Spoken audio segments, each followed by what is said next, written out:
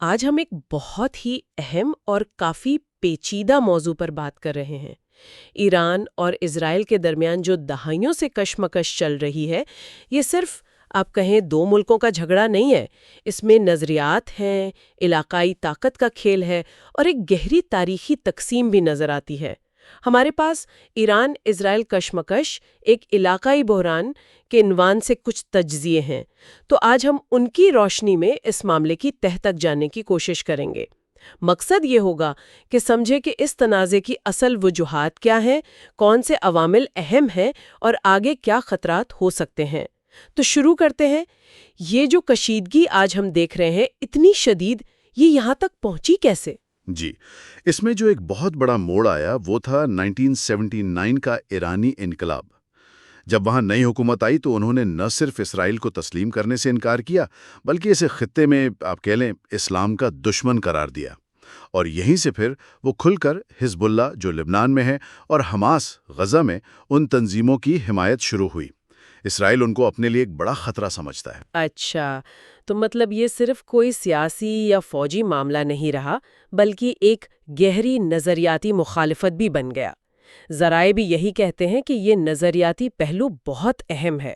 بالکل، ایران کی جو قیادت ہے وہ سمجھتی ہے کہ اسرائیل ایک ناجائز ریاست ہے، ایک غاصب قوت ہے، اور دوسری طرف اسرائیل جو ہے وہ ایران کو صرف اپنے وجود کے لیے خطرہ نہیں سمجھتا، بلکہ اس کا جو بڑھتا ہوا فوجی اثر و رسوخ ہے اور خاص طور پر جو ان کا جوہری پروگرام ہے، اسے ایک بہت سنگین سیکیورٹی چیلنج کے طور پر دیکھتا ہے۔ اچھا، تو یہیں سے وہ پوشیدہ جنگ یا شیڈو وار والی بات آتی ہے، کیونکہ براہ راست تو کوئی جنگ نہیں ہو رہی۔ جی بالکل، یہ وقت کے ساتھ ایک پیچیدہ قسم کی شیڈو وار بن گئی ہے۔ اس میں ہوتا یہ ہے کہ دونوں فریق کوشش کرتے ہیں کہ براہ راست نہ ٹکرائیں، بلکہ خفیہ آپریشن سے، سائبر حملوں سے یا تخریب کاری سے ایک دوسرے کو نقصان پہنچائیں۔ اور کبھی کبھی تو وہ ٹارگٹ کلنگ کی خبریں بھی آتی ہیں۔ زور کیا جائے۔ اور یہ ذرائع یہ بھی بتاتے ہیں کہ ٹیکنالوجی جیسے ڈرونز ہیں، سائبر ہتھیار ہیں، اس نے اس پوشیدہ جنگ کو اور بھی خطرناک بنا دیا ہے نا؟ یہ بالکل درست کہا آپ نے۔ مثال کے طور پر دیکھیں، ایران نے شام میں اپنی موجودگی بڑھائی، حزب اللہ کو پہلے سے زیادہ جدید میزائل دیے، ڈرونز دیے۔ اب اس کے جواب میں اسرائیل کیا کرتا ہے؟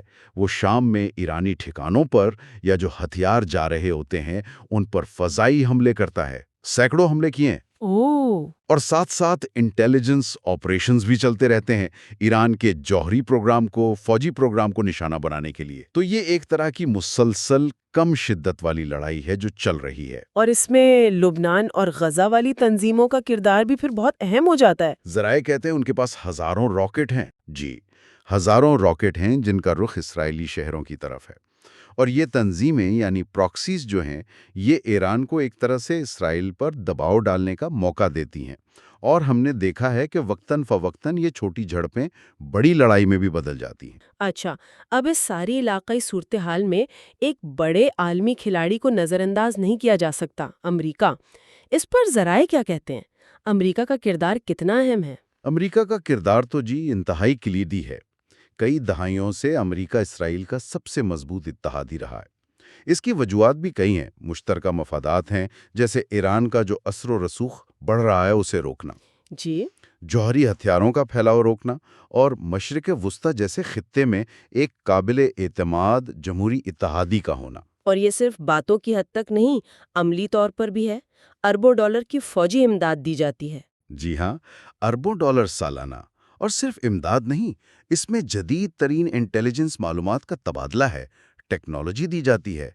یہ سب اس لیے تاکہ اسرائیل کو خطے میں وہ جسے کہتے ہیں کوالٹیٹیو ملٹری ایج، یعنی ایک معیاری فوجی برتری حاصل رہے۔ اور پھر عالمی سطح پر دیکھیں تو امریکہ اکثر سفارتی طور پر بھی اسرائیل کی حمایت کرتا ہے۔ اور امریکہ کے اندر بھی تو کافی مضبوط حمایت ہے۔ اسرائیل کے لیے لابی گروپس کا ذکر آتا ہے۔ جی بالکل، بااثر لابی گروپس ہیں، ثقافتی اور تاریخی روابط بھی گہرے ہیں، اور سیکیورٹی کے معاملات میں تو بہت قریبی تعاون ہے۔ یہ سب چیزیں مل کر اس اتحاد کو بہت مضبوط بناتی ہیں۔ تو یہ ساری چیزیں ملا کر دیکھیں، پوشیدہ جنگ، یہ پراکسی تنظیمیں، نظریاتی ٹکراؤ، پھر امریکہ کی اتنی مضبوط حمایت، یہ تو ایک بہت ہی نازک صورتحال لگ رہی ہے۔ اصل خطرہ کیا ہے یہاں پر جس پر ذرائع زیادہ زور دے رہے ہیں؟ دیکھیں، سب سے زیادہ تشویش کی بات جس کا ذکر بار بار ملتا ہے وہ یہ ہے کہ یہ جو سرد جنگ جیسی کیفیت ہے اور یہ جو پراکسی لڑائیاں ہیں، یہ کسی بھی وقت کسی غلط فہمی کی وجہ سے یا کسی جان بوجھ کر اٹھائے گئے قدم سے ایک بڑی براہ راست فوجی ٹکر میں بدل سکتی ہے۔ اور خاص طور پر ایران کے جوہری پروگرام کا معاملہ، وہ تو بہت ہی حساس لگتا ہے۔ جی، وہ سب سے زیادہ حساس ہے۔ ایران اپنی جوہری سرگرمیاں جاری رکھے ہوئے ہے اور اسرائیل نے بار بار یہ واضح کیا ہے کہ وہ کسی بھی قیمت پر ایران کو ایٹم بم بنانے نہیں دیں گے۔ یہ تو ایک طرح کی ریڈ لائن ہو گئی۔ بالکل، یہ ایک ایسی ریڈ لائن ہے جس کے نتائج بہت سنگین ہو سکتے ہیں۔ اگر براہ راست تصادم ہوتا ہے تو وہ صرف ان دو ملکوں کے لیے تباہ کن نہیں ہوگا، بلکہ پورے خطے کے لیے اور شاید پوری دنیا کے لیے۔ اس کے اثرات عالمی معیشت پر، توانائی کی سپلائی پر، ہر چیز پر پڑیں گے۔